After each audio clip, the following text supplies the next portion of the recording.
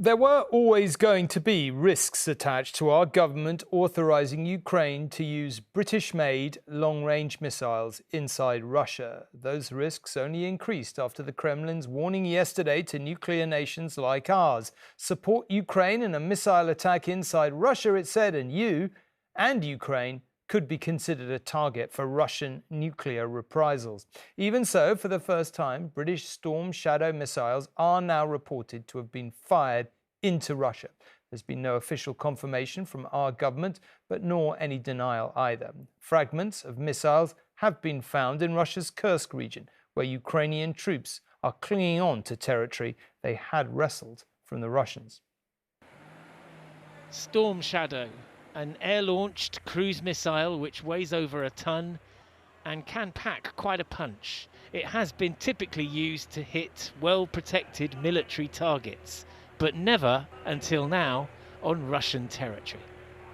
When asked about the weapons used inside Russia today, Britain's Defence Secretary couldn't confirm it, but he didn't deny it either. Ukraine's action on the battlefield speaks for itself. We, as a nation and as a government, are doubling down on our support for Ukraine and determined to do more.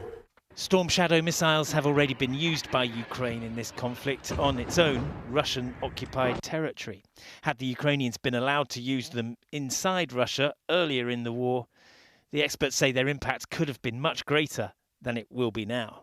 I think the Russians have got their act together. Their air defences are quite good now. They're good at concealing their logistics and other important sites. They also have taken most of their aircraft out of range of that sort of missile when they're on the ground.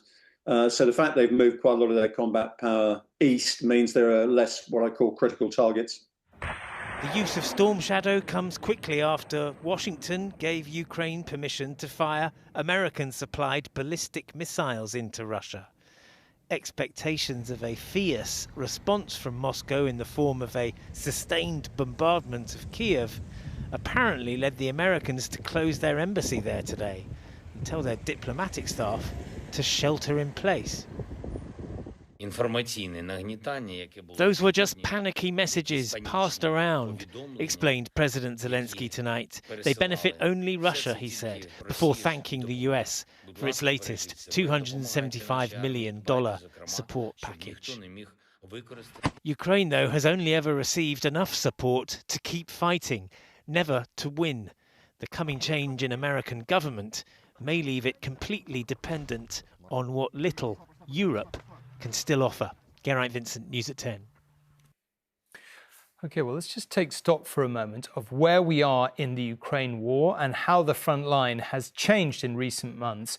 This was the state of play exactly 3 months ago. You can see in red here the huge swathe of land in eastern Ukraine seized by Russia since the invasion. It amounted to almost a fifth of the country. One of the key battlegrounds has, of course, been around Donetsk. And since August, Putin's troops have been making slow but significant progress. You can see those advances in yellow here. But it has come at a huge cost. Last month, more than 40,000 of Moscow's men were killed fighting for those gains. Further north, it is a similar story. In the summer, there was much talk of Ukraine's incursion into Russia's Kursk Oblast, taking at its peak almost 500 square miles of ground, a potential bargaining chip in peace talks that could be round the corner. But there, too, Russia has been on the offensive. Supported by North Korean troops, they have managed to retake around half of the territory taken by Zelensky's forces. Kyiv hopes that Britain and America's decision to authorize long-range Ukrainian strikes could help it defend its foothold here. Now, Robert is back in his Peston programme studio, ready for tonight's show, having just arrived back from the G20 summit in Brazil. Robert, you've often told us on this programme that we'd find out that the use of these weapons had been authorised once they'd already been used, and so that has proved a big development. What are the potential consequences, do you think? Look, it is significant, as we just heard from Geraint.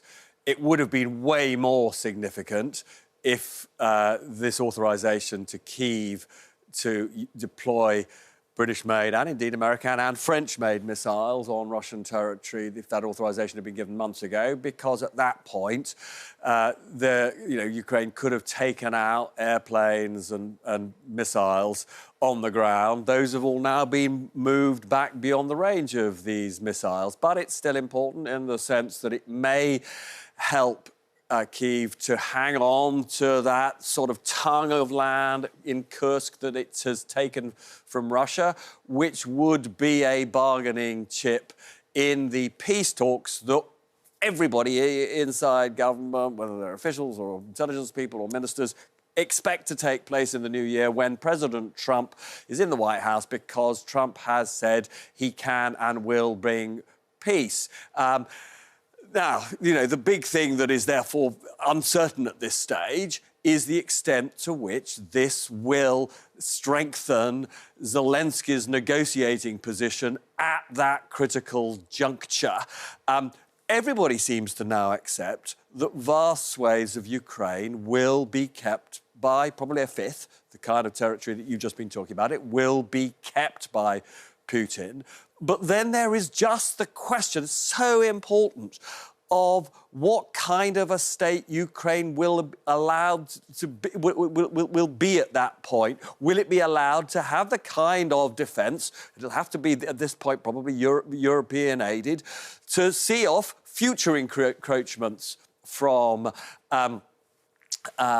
Russia, or will it gradually descend into being yet another one of those client states of Russia? So masses to play for in terms of the integrity and pride of the Ukrainian nation, but it's also incredibly important for Europe itself, which brings me on to the other incredibly, significant point here, is plainly, this, if you listen to what Putin and his colleagues say, this puts Britain and America in much stronger opposition to them. They would say, that we are now much more active participants in this conflict.